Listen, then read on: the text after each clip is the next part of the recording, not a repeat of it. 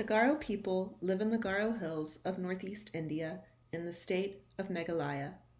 They call themselves a Sikh Mande or hillman. They mainly live in the hills and forests, though there has been some migration to the wooded plains of northeast Bengal.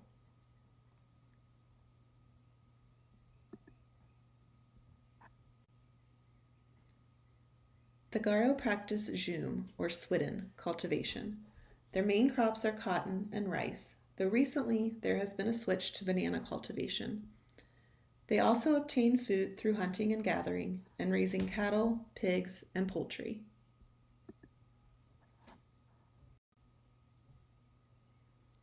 Each family usually owns 2 houses, one house in the village and one in the field that they live in during cultivating season.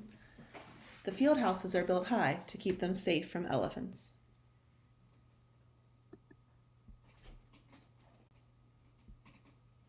There are 5 major clans in the Garo tribes, which are divided into subclans. The subclans are called Machang, which means motherhood. A household is referred to as a nak.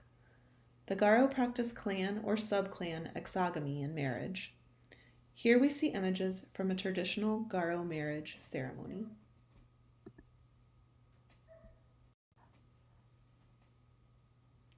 The Garo tribes are a matrilineal society in that all of the property is owned by women and is passed down on the woman's side. However, men hold the political authority and most village decisions are made by men. The head man of the village is called the Nakma. The Nakma owns the land of the village, but he cannot sell it without the permission of his wife's clan. A married man's property belongs to his wife, and an unmarried man's property belongs to his mother. The mother picks one of her daughters to be her heiress, or Nanka.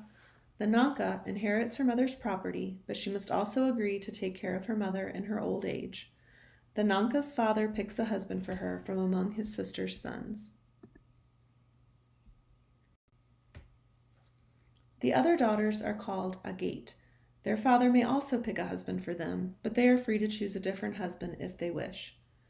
In Garo courtship, the women chase after the men in an elaborate game of capture and escape.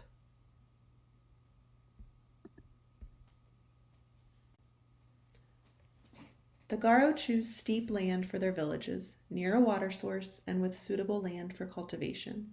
They build the houses of the village on stilts on steep inclines. As mentioned before, swidden cultivation is their primary means of food production. They also gather wild plants for both food and medicine and use bamboo for housing, baskets, bridges, and other structures. Many wild plants are used for healing purposes. They are ground and mashed to prepare medicinal mixtures. In addition to plants, various animal products are also used for medicinal reasons.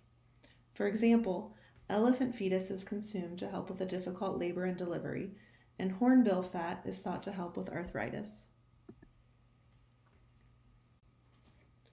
Historically, Garo people practiced an animistic religion known as Sangsurek. The supreme being of the Sangsurek religion is Tatara Rabuga, who sent Nastu Nopantu to create the earth. There are many different deities, both good and bad, in the Sangsurek religion. The sun god is a male deity, and his sister is the moon. The Wangala festival takes place in October to celebrate the harvest. It celebrates and honors the sun god, Saljang. Rice beer is a very important part of the Wangala festival and of all Sangsurek rituals. The traditional Sangsurek Wangala festival also includes animal sacrifices and indigenous songs. As has happened in many tribal societies, missionaries from Europe, America, and Australia brought Christianity to the Garo tribes. Now, roughly 80% of Garo people are Christian. Christianity is seen as a way for the people living in the hills of northeast India to distinguish themselves, as opposed to Hindus and Muslims in other parts of India.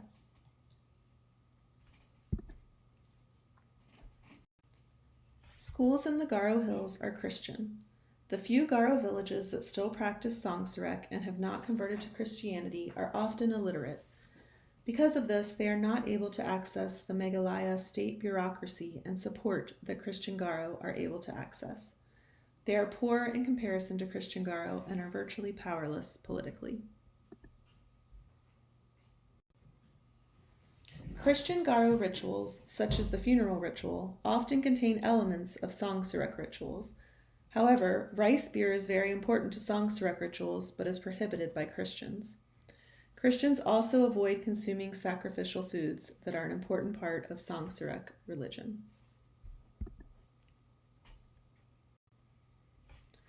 Wangala dancing is part of the Wangala festival. It is a group dance performed with equal numbers of men and women. The men carry small drums which they play as the women dance. The dance movements are based on animals and plants in the environment as well as agriculture techniques. The Wangala dancers wear feathers on their heads and bright clothing and jewelry. Nowadays, most Garo see Wangala dancing as a folk tradition and is not connected to religion. It's mostly important as a way of preserving and connecting to their past heritage.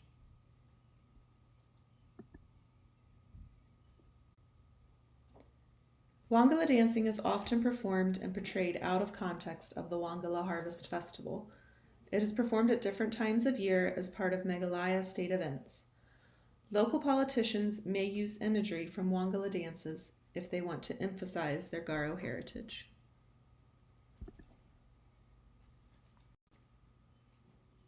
In the few villages that still practice the Songsurak religion, Wangala dancing still has religious meaning. The Wangala festival includes animal sacrifices and consumption of rice beer in these villages.